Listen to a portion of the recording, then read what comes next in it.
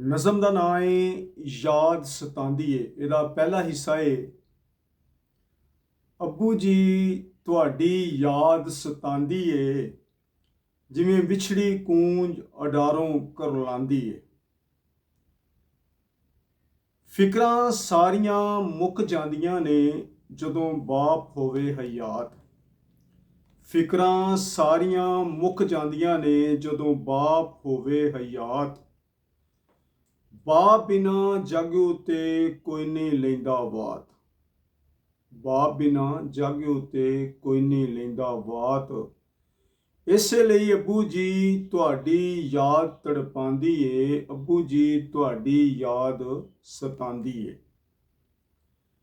ਸਾਰਿਆਂ ਰਿਸ਼ਤਿਆਂ ਨਾਲੋਂ ਉੱਚਾ ਰਿਸ਼ਤਾ ਜਿਹਦਾ ਨਾਂ ਹੈ ਬਾਪ। ਸਾਰਿਆਂ ਰਿਸ਼ਤਿਆਂ ਨਾਲੋਂ ਉੱਚਾ ਜਿਹਦਾ ਨਾਂ ਹੈ ਬਾਪ। ਇਹਦੇ ਬਾਝੋਂ ਜੱਗ ਉੱਤੇ ਕੋਈ ਨਹੀਂ ਸੁਣਦਾ ਵਰਲਾਪ।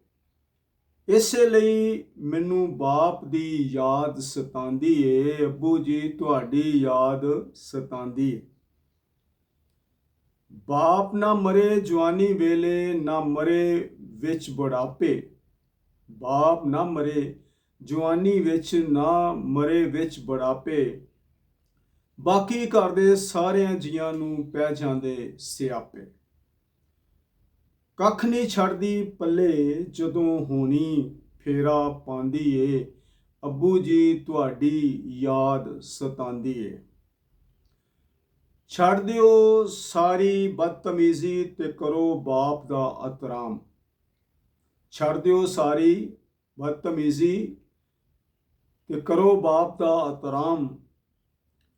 ਸੁਬਹ ਸ਼ਾਮ ਉੱਠਦਿਆਂ ਬਹਿੰਦਿਆਂ ਬਾਪ ਨੂੰ ਕਰੋ ਸਲਾਮ। 100 ਬਿਮਾਰੀਆਂ ਤੋਂ ਅੱਬੂ ਜੀ ਦੁਆ ਤੁਹਾਡੀ ਬਚਾਉਂਦੀ ਏ, ਅੱਬੂ ਜੀ ਤੁਹਾਡੀ ਯਾਦ ਸਤਾਂਦੀ ਏ।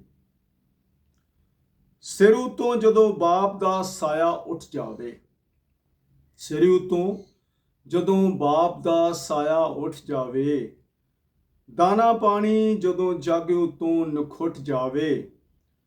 ਕਿਸਮਤ ਫੇਰ ਯਤੀਮਾਂ ਨੂੰ ਦਰ ਦਰ ਰੁਲਾਉਂਦੀ ਏ, ਅੱਬੂ ਜੀ ਤੁਹਾਡੀ ਯਾਦ ਸਤਾਂਦੀ ਏ।